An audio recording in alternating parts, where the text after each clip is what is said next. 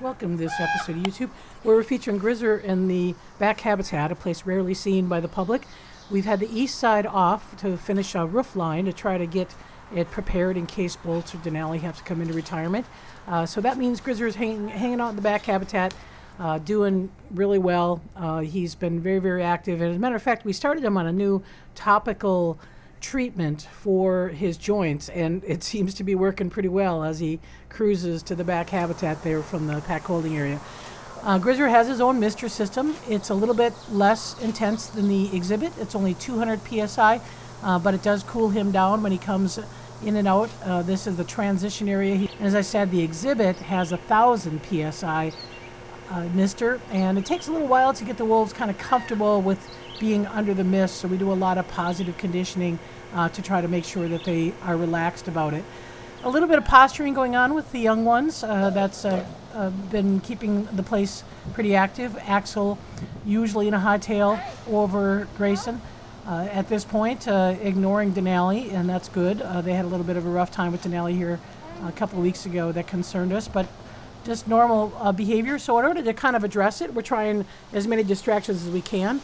We don't usually use some non-natural material like a red ball, but because these guys have deer, they have beaver, they have hides, they have all the things that would normally stimulate wolves that don't get those kind of things, we decided to do something different than just bones and hide. So the red ball we thought it was going to be a good focus for the young ones. Turns out it got Denali in the water as well. So when the temperatures are 90 degrees, and humid, it's always good to get the wolves wet so that they help cool themselves. As you're probably familiar, they don't have sweat glands to cool like we can, evaporate moisture off their skin. They just pant and stay, kind of out of the way during the summer heat.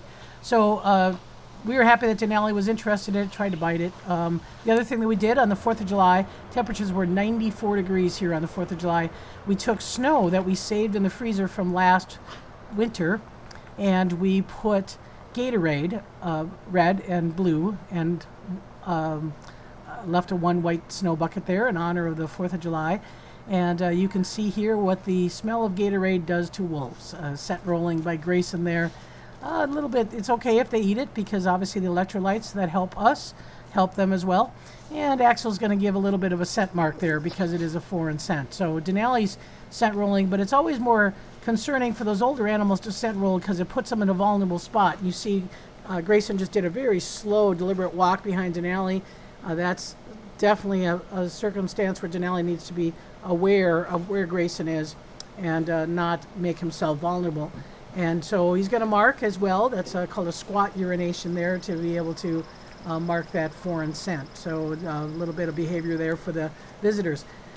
Want to share with you, also going to be live for Exploit.org on Friday at 11 o'clock. And here's a clip that I'm going to feature.